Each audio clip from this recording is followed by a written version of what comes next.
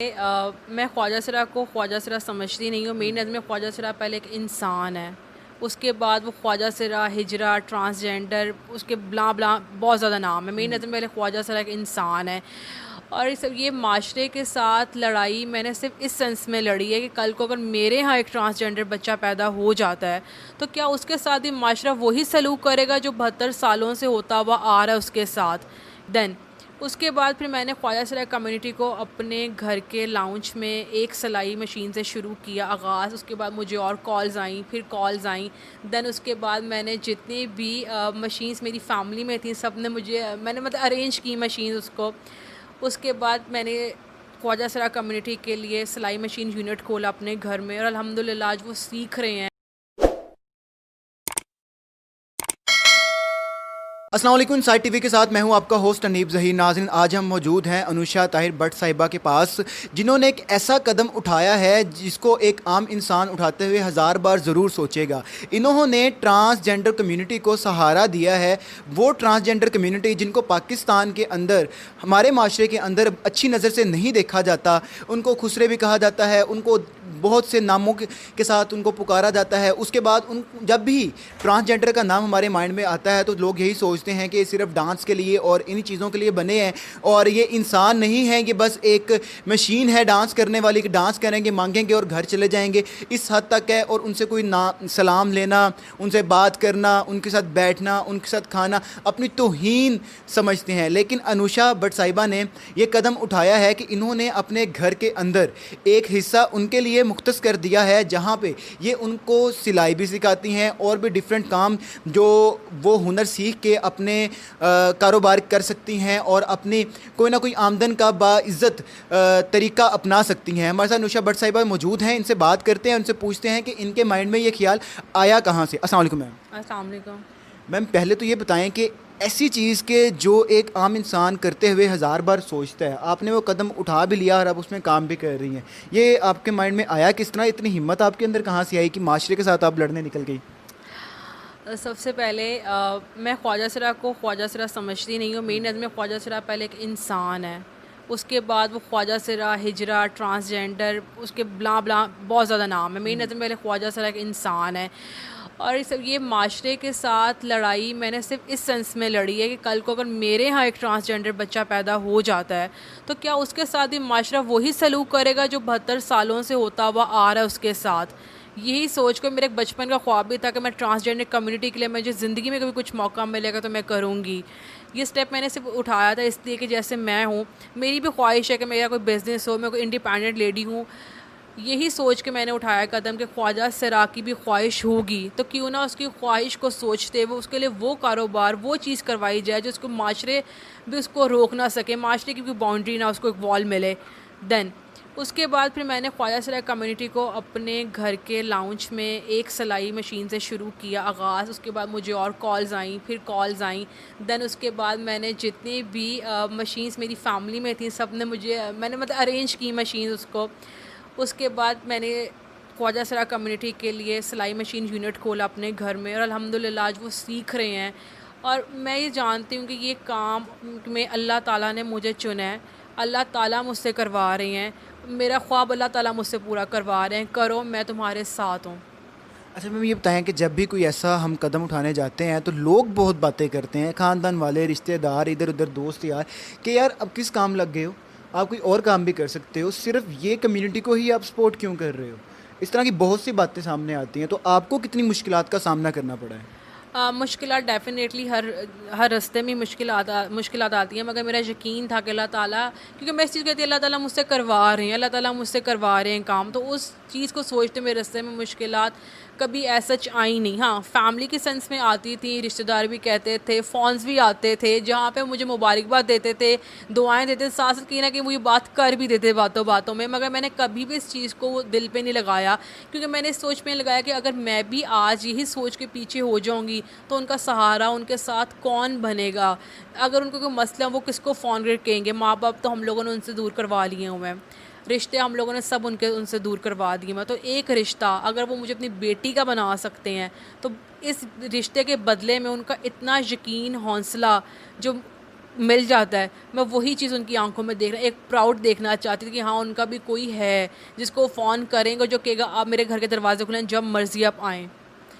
तो माशरे में फैमिली सेंस में अगर मैं बात की जाऊँ तो अल्हम्दुलिल्लाह मेरे फ़ादर की मुझे सपोर्ट थ्रू आउट अभी तक है। मुझे कहते हैं करो, जो करना है करो, और वैसे भी मैं चीज़ें करके बताती हूँ घर में मैंने काम कर लिया है, ताकि वो बाउंड्री आए भी ना आगे। अच्छा, मुझे ये बताएं कि अगर ट्रांसजेंडर और भी लोग हैं, उन्होंने अगर आपसे कांटेक्ट करना हो, किस तरह से करें और आपने किस तरह से इन लोगों को अप्रोच किया? बेसिकली मैंने इस तरह से अप्रोच किया कि मैं पहले बचपन में बहरिया टाउन से पहले हम लोग गुलशन रावी में रहते थे, वहाँ पे एक ट्रांसजेंडर मुखो मुझे बचपन से जानती हैं, बहुत सारी दुआएं देती हैं। मैं उनके पास गई और मैंने उनसे कहा मैं आपकी कम्युनिटी के लिए कुछ करना चाहती हूँ, मुझे ट्रांसजेंडर्स के पास जाना है। उन्होंने मुझे एक दो के नंबर्स दिए। देन आगे से उनसे मैं हमेशा पूछता भाई गुरु कौन है, गुरु गुरु गुरु करते हुए लाहौर में अल्हम्दुलिल्लाह 100 ट्रांसजेंडर हैं जो मुझे जानते हैं, जिनके सामने मेरा नाम लेंगे, जो कहेंगे हाँ वो आती है हमारे पास, राशन देती है, मतलब हर चीज़ के लिए, मतलब वो मुझे जानते हैं बहुत तरह से। तो मैंने उनको अप्रोच किया था वंस टाइम, और 100 टाइम्स उन्होंने मुझे अप्रोच किया, ये सिर्फ कहने के लिए कि हम भी करना चाहते हैं, मैं मौका दिया जाए। तो अब आपके क्या प्लान्स हैं, क्योंकि आप बहरिया टाउन के अंदर रहती हैं, तो मैंने सुना है कि यहाँ पे काफ़ी इश्यूज़ हैं आपको फेस करने पड़ रहे हैं, तो क्या इश्यूज़ फेस करने पड़ रहे हो और अब आपके नेक्स्ट क्या प्लान है कि आप इसको ऑपरेशनल वे में किस तरह से बेहतर कर सकती हैं? हाँ, बहरिया टाउन में मुझे बोले एक तो ट्रैफिक बहुत ज़्यादा, एक तो डिस्टेंस काफ़ी ज़्यादा है, और ट्रांसजेंडर कम्युनिटी में पर बहुत ज़्यादा आ रही है जो काम करना चाहती है, बिकॉज उनको प्लेटफॉर्म मिल गया, वो चाहते हैं करना। वो ब्यूटेशियन, यहाँ पे बेकिंग क्लासेस भी होंगी, एजुकेशन क्लासेस भी होंगी, उनकी डिजिटल मार्केटिंग क्लासेस भी होंगी, वो लोग काम करना चाहते हैं। जो लोग कहते हैं ना वो नहीं करते, मैं इस चीज़ को बिल्कुल भी नहीं मानती, वो करना चाहते हैं, मौका देंगे तो वो करेंगे ना। अब इसको ऑपरेशनल सेटअप इस तरह से स्टार्ट होगा कि इसको मैंने शिफ्ट करना है अपने समनाबाद, अपने पुराने घर पे।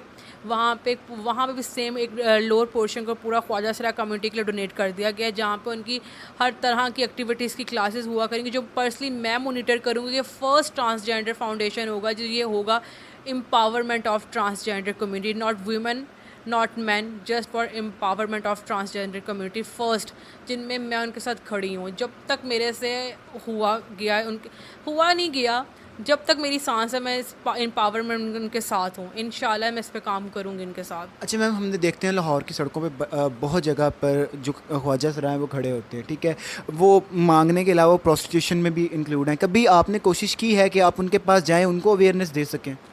फ़र्स्ट ऑफ़ ऑल अगर वो प्रोस्टिट्यूशंस काम कर रहे हैं, अव्वल तो पहले मैंने कभी इस चीज़ को कभी उनके लिहाज से कभी गलत सोचा नहीं। हाँ ठीक, जो वो कर रहे हैं अपने लिहाज से वो ठीक कर रहे हैं, क्योंकि वो ठीक, उनको अच्छे बुरे की सेंस नहीं दी गई, उनको नहीं बताया गया क्या अच्छा है क्या बुरा है। जैसे नॉर्मल हम सब अपनी फैमिलीज़ में रहते हैं, हमें पता अच्छा क्या है बुरा क्या, हमें ये काम करना है कि नहीं करना। उनको माँ की गोद से छीना गया, उनको वो चीज़ें नहीं सिखाएंगी जो मैं और आप बहुत क्लोजली हमें हमारे पेरेंट्स सिखाए जाते हैं। अगर हम बुरा काम करें, हमें डांट रहे हैं, मार रहे हैं, चेक एंड बैलेंस, उन पर वो चेक एंड बैलेंस नहीं है। तो कम्युनिटी ने जब उनको आगे बढ़ने का मौका, देखें कमाने हम सब ने पैसे हैं, अब पैसा किस ज़रिए से आ रहा है उनको इस चीज़ की सेंस ही नहीं है। और जब सेंस आती है तब बहुत देर हो चुकी हुई होती है, और तब आपको जब वो आते हैं माशरे में काम करने के लिए, तो क्या मास्टर उनको वो देता है मौका? बिल्कुल भी नहीं देता। मास्टर चीज़ आप ख़ुद भी जानते हैं। तो इसमें गलती ट्रांसजेंडर पे इल्ज़ाम लगाने से पहले कि ट्रांसजेंडर ऐसा है, ख्वाजा सरा ये है, ख्वाजा सरा वो नहीं, सबसे पहले सोचा जाए कि आपने उनके साथ क्या किया, आप उनके साथ क्या कर रहे हैं। अगर यही सोच के आप स्टेप उठा लें कि हम गलत कर रहे हैं, तो मेरे से कोई भी ट्रांसजेंडर सेक्स वर्कर में प्रोस्टिट्यूशन में नहीं जाए। तो ये मौका आपने उनको दिया बुराई में जाने के लिए। जो अपनी माँ की गोद में था तब वो बुराई नहीं करता था, आपने जब उसकी माँ छोड़ आई उसको गुरु के पास, तो उसने बुराइयां करना शुरू कर दी। और गुरु उनके सगे माँ बाप तो नहीं होते हैं ना, गुरु को भी पैसा ही चाहिए। तो गुरु भी चाहता है कि भाई कमा कर लाओ, अच्छे से कमा रहे हो, बुरे से कमा रहे हो, जिस तरह की, उनको पेट तो उसने भी पालना है, गुजारा उसने भी करना है, बिजली के बिल, रेंट के बिल्स, हर बिल तो उसने भी पे करना है ना। तो अगर यही काम एक नॉर्मल घर की लड़की कर रही हो गलत, तो उसके माँ बाप चेक एंड बैलेंस करें, पूछें उससे। तो ख्वाजा सरा जिसका माँ बाप ही नहीं है, जिसकी बहन भाई ही नहीं, जिसकी शनाख्ती आपने से छीन ली है, तो वो गलत करे अच्छा करे, फिर हम जज करने वाले कोई नहीं है। वो अल्लाह ताला की ज़ात है, अल्लाह ताला बेहतर उनको इस चीज़ का अजाला देने वाले, हम कुछ भी नहीं हैं। हम उनके बारे में बैठ के बातें करें ख्वाजा सरा ऐसे, ख्वाजा सरा कुछ भी नहीं है, ट्रांसफोबिया कुछ भी नहीं। ख्वाजा सरा बहुत अच्छे और बहुत नेक इंसान है, वो हमसे ज़्यादा 5 वक्त के नमाजी हैं, दीन के नज़दीक हैं, कुरान के नज़दीक है। जो लोग ये कहते हैं ना ख्वाजा सरा प्रोस्टिट्यूशन में, ख्वाजा सेक्स वर्कर, सबसे पहले सवाल ये आता है आपकी अपनी घर की माँ बेटी इन कामों में क्यों नहीं है? वो क्यों नहीं है? जब आप वो आपसे रह रही हैं, आप उनको उनके हर रिस्पॉन्सिबिलिटी पूरे कर रहे हो, उनके खर्चे पूरे कर रहे हो, तो उनके कौन करेगा? तो जब आपकी अपनी फैमिली सेफ़ हो के आप दूसरे पे जितना मर्ज़ी कीचड़ उछालो।